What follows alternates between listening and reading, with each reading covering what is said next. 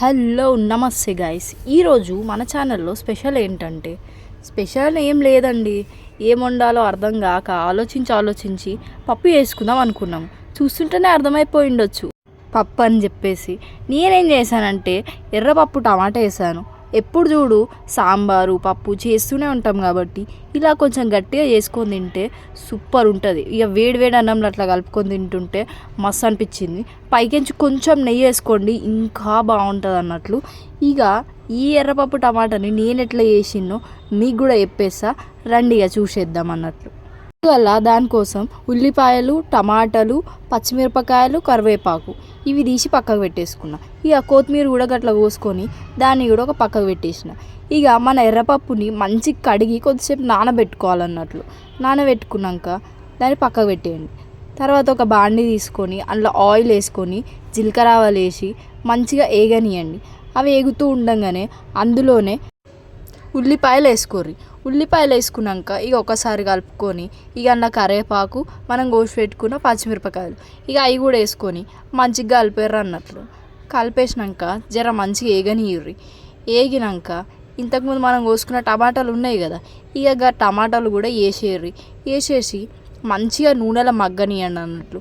అవి మగ్గుతూ ఉంటాయి. ఇక మనం ఇంత పసుపు, అల్లం వెల్లుల్లి పేస్ట్ అది కూడా వేసేసి మంచిగా కలిపారు. ఇంకొకసారి అంతా కలిసేటట్టు ఇక అట్లా కలుపుకున్నాక మంచిగా వేగనియ్యరు అన్నట్లు.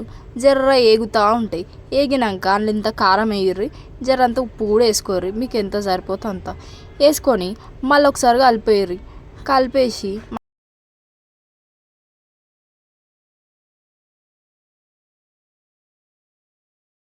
అది జర మంచిగా నూనెలా వేగనీయరు అన్నట్టు. గింత మూత పెట్టి జర సేపు ఆగి తీస్తే గట్ల నూనె అంతా పైకి వెళ్తుంది. మంచిగా వెళ్ళినాక ఇప్పటిదాకా మనం తీసి ఉప్పు ఉన్నది కదా నానబెట్టుకున్నది, ఇక అది కూడా తీసి అందులో వేసేసి మంచిగా కలిపేయరు. ఇక కలిపేసి దాన్ని కూడా జర ఒకసారి మంచిగా కలిపినాక కొద్దిసేపు ఉంచండి. కొద్దిసేపు ఉంచినాక ఇక గండ్ల నిండి నీళ్ళు పోసుకున్నాక మంచిగా ఉడకనీయరు అన్నట్లు. జర ఇంత పప్పు ఉడకాలి కదా, పప్పు ఉడికిందంటే ఇక చాలన్నట్లు. పప్పు ఉడికినాక మంచిగా అవుతుంది. అది ఇంత నానబెట్టి పెట్టినాం కాబట్టి ఇప్పుడు ఇంకా జరంత ఉడికితే చాలన్నట్లు. ఇక మంచిగా మూత పెట్టేసి కొద్దిసేపు ఉడకనీయరు. కొద్దిసేపు ఉడికిందంటే ఇక అయిపోయినట్లే. ఇక మంచిగా ఉడికేస్తుంది. జరంతా పప్పు ఉంటే కూడా పంట కిందికి మంచిగా అనిపిస్తుంది అన్నట్లు. చూడుర్రి ఎట్లు ఉడికిందో. ఇక దాని పైకించి ఇంత కొత్తిమీర వేసేసుకోర్రి. ఇక మంచి ఎర్రపప్పు టమాటా అవుతుంది. ఇక ఇట్లా ఒకసారి వండుకొని తిని చూడుర్రి. ఊకే పప్పుచారు ఏం తింటాం, ఒకసారి ఇట్లా గట్టిగా కూడా చేసుకొని తిని చూడుర్రి. ఎంత మంచిగా అవుతుందో, ఎంత కమ్మగా ఉంటుందో. వేడి అన్నంలో ఎంత నెయ్యి వేసుకొని తింటే ఇంకా కమ్మగా ఉంటుంది అన్నట్లు. ఇక ఈ సొంటి సింపుల్ రెసిపీస్ని ఇంకా మీ ముందుకు తీసుకొస్తా అన్నట్లు. Thank you for watching. ఇక పోయేస్తాం అలా. బాయ్.